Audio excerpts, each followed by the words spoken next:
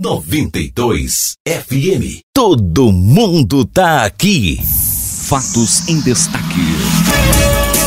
Olá, Guarapuava. Bom dia, região. Estou chegando nessa segunda-feira aqui na 92 FM. Roberto Lobo. Bom dia, hoje é segunda-feira, 19 de agosto de 2019. Vem comigo as informações rápidas e objetivas agora na 92. 92 FM. Brasileiro amarga mais de 2 anos na fila do desemprego. 1 a 4 desempregados no Brasil procuram emprego há mais de 2 anos. Isso representa mais de 3.300.000 pessoas sem um emprego formal neste período. O número é referente ao segundo trimestre deste ano e desde 2012 não atinge essa marca em relação ao mesmo período. No prazo de um ano, quase 200.000 pessoas entraram neste grupo de desempregados há mais de 2 anos. De acordo com o IBGE, o longo tempo procurando emprego aumentou o número de pessoas que desistiram de procurar uma vaga. No segundo trimestre deste ano, quase 5 milhões de brasileiros desistiram de procurar emprego. São os chamados desalentados. Essa situação contribui também para o crescimento do mercado informal, que chegou a 19,4 milhões de brasileiros que trabalham por conta própria. 92 FM. A Prefeitura de Guarapuava está com inscrições abertas para o PSS, Processo Seletivo Simplificado para a Contratação de Estagiários. As vagas serão para os níveis técnico superior e pós-graduação. As inscrições seguirão até 27 de agosto e podem ser feitas no site da Prefeitura, no link Concursos. Os interessados devem efetuar o pagamento da taxa de inscrição no valor de R$ 15 até o dia 28 de agosto. As vagas ofertadas são para técnico em administração, técnico em contabilidade,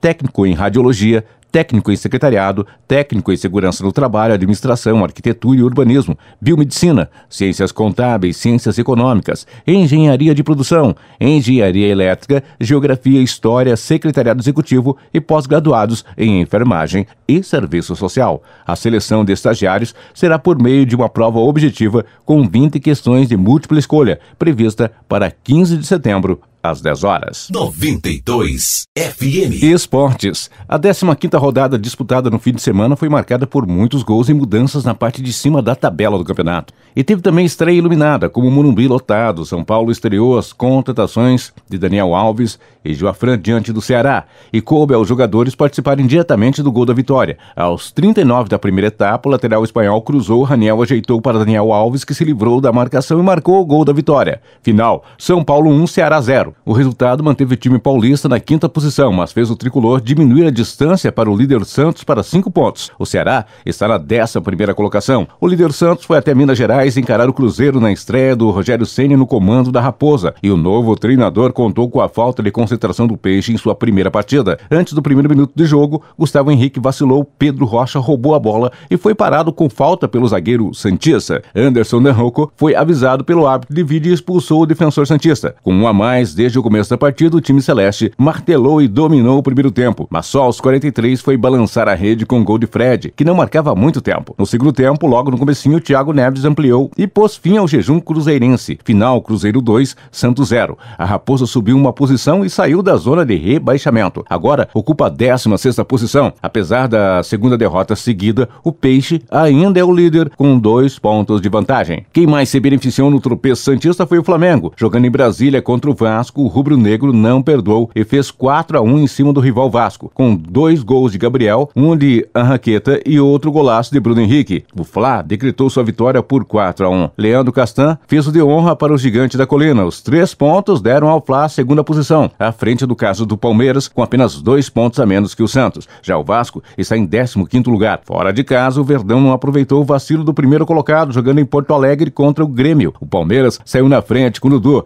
mas viu o David Braz chutar forte e empatar a prévia, no caso do jogo, no meio da semana pela Libertadores. Grêmio, 13º colocado, 1. Palmeiras, em 3º colocado, também 1. Deu tudo igual. Pela parte de baixo da tabela, a Chapecoense se deu bem no clássico catarinense diante do Avaí. 1-0 para a Chape, que subiu uma posição, mas ainda continua na zona do rebaixamento em 17º lugar. O Avaí é o lanterna do torneio, ainda sem vencer no campeonato. No Maracanã, o Fluminense deu bobeira e perdeu para o CSA por 1-0, resultado que colocou o tricolor das Laranjeiras de novo na zona de rebaixamento com 12 pontos, na 18ª posição.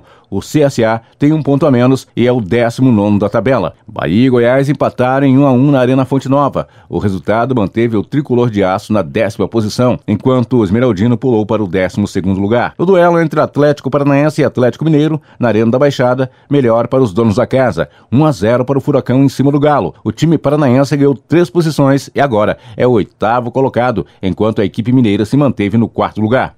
Quem mostrou que quer brigar pelo título é o Corinthians, que jogando em casa bateu o Botafogo por 2-0. O Timão é o 6º na tabela, com os mesmos 27 pontos de São Paulo e Galo, mas fica atrás pela quantidade de gols marcados. O Fogão caiu 2 posições e agora ocupa a 9ª colocação. Fora de casa, o Internacional venceu o Fortaleza por 1-0. O Wellington Silva fez o gol do Colorado, que agora é o 7º na tabela. Fortaleza está na 14ª posição. Pela Série D, Manaus e Brusque fizeram o final da 4ª divisão. O jogo terminou empatado em 2-2. Nos pênaltis, a equipe catarinense se sagrou campeã. Parabéns, Brusque. 92 FM. A Agência do Empreendedor de Guarapuava, em parceria com o Sebrae, está ofertando gratuitamente oficinas de orientação de acesso a crédito e mídias sociais. As vagas são limitadas e exclusivas para quem possui CNPJ. As inscrições gratuitas podem ser feitas na Agência do Empreendedor. A agência fica na Prefeitura, de segunda a sexta, das 12 às 17 horas. A oficina tem duração de aproximadamente 4 horas.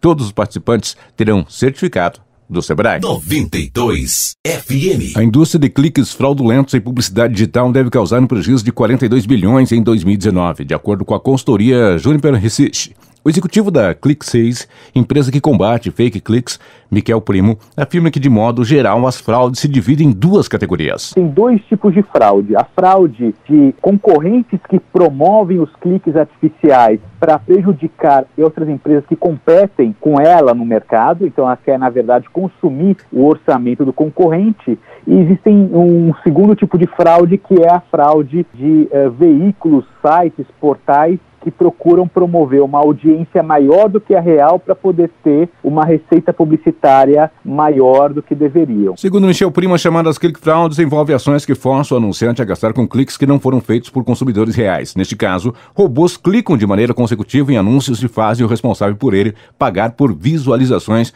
que não atingiram potenciais clientes verdadeiros. Ou seja, não há ganho direto para o responsável pelo golpe. As ad frauds, por outro lado, são estratégias que fazem com que as empresas paguem por visualizações e interações com anúncios em sites maliciosos, sem obter qualquer retorno publicitário com isso. Um exemplo são páginas como conteúdo fake, que recebem um volume alto de tráfego por redirecionamento de links automáticos, mas que não entregam qualquer retorno para o anunciante. Para o especialista em direito digital Frank de Oliveira, o Brasil é um dos principais mercados mundiais da publicidade digital e, por isso, se torna alvo desse tipo de golpe. Um tipo de fraude que está cada dia mais comum é o envio de anúncios, por exemplo, de descontos em planos de saúde, em assistências jurídicas, em planos escolares com benefícios, e a partir desses anúncios, as pessoas que são vítimas clicam no link. Ao clicar no link, que isso é um anúncio, gera-se a rentabilização monetária para o fraudador, que fez a geração do anúncio. Então essa é uma fraude cada dia mais recorrente,